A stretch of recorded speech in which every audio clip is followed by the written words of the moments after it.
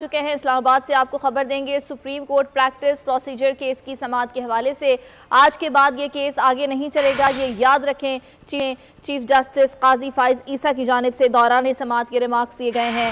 छोटी बातों में जाएंगे तो बाकी वकला का वक्त में कम होगा। जजेस ने आइन के तहफ़्फ़ुज़ का हलफ उठाया हुआ है। वकील इकराम चौधरी की जानिब से कहा गया, जबकि वकील ने यह भी कहा कि पार्लियामान ने अदलिया के उमूर में मुदाखलत की इख्तियारात से तजावुज़ किया। बाकी के जवाब तहरीरी दूंगा। इकराम चौधरी के दलाइल मुकम्मल हो चुके हैं। चीफ जस्टिस ने दौरान कार्रवाई नई दस्तावेजात पेश करने से रोक दिया। चीफ जस्टिस ने ये रिमार्क्स दिए कि आप रिकॉर्ड से बात करें, ऐसे हम कोई चीज़ नहीं लेंगे, ये कोई तरीका नहीं है दस्तावेजात फाइल करने का। चीफ जस्टिस की जानिब से ये रिमार्क्स दिए गए हैं। Supreme court practice procedure case की समाअत इस वक्त जारी है और ये समाअत लाइव नशर भी की जा रही है। आज के बाद ये केस आगे नहीं चलेगा, ये याद रखें। चीफ जस्टिस काजी फाइज ईसा की जानिब से ये रिमार्क्स दिए गए। कार्रवाई में अब तक क्या पेशरफ्त हुई है, जुल्करनैन हमारे साथ मौजूद हैं, उनसे जानेंगे। जी बताइएगा जुल्करनैन।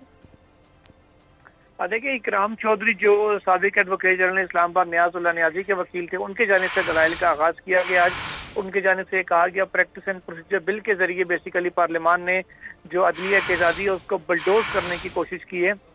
मुख्तलिफ सवालात उनसे जजेस की जानिब से पूछे गए और बार बार उनसे ये सवाल किया गया कि बताया जाए कि कौन सी आइन की शिक है बुनियादी हकूक़ की जिससे ये कानून मुतसादिम है। इस पर उनका कहना था कि जो आइन में अदलिया को ये इख्तियार दिया गया है कि उसने उसकी जिम्मेदारी है, और जजेस ने हलफ भी यही लिया होता है कि उन्होंने आइन के का तहफ़्फ़ुज़ करना, उसका दिफा करना है।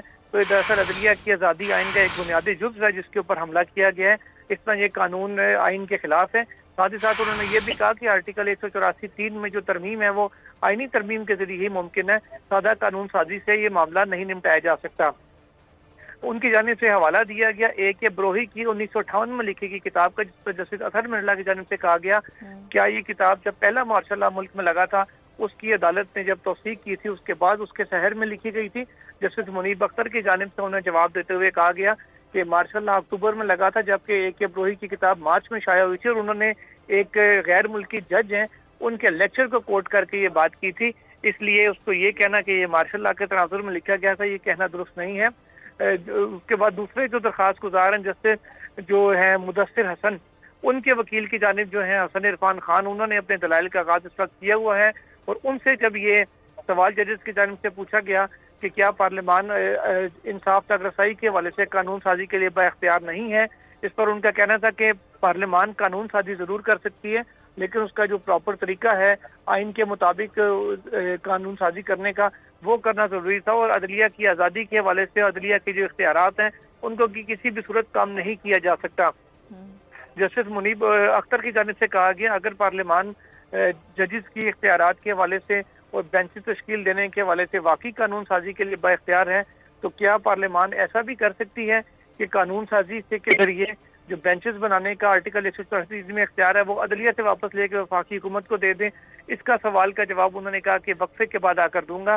तो हम जो जजेस की जानिब से मुख्तलिफ सवालात हैं, इस तरह पहली समाअत में हमने देखा था कि ताबड़तोड़ सवालात की बूछाड़ हो रही थी वकला के ऊपर, अटॉर्नी जनरल के ऊपर।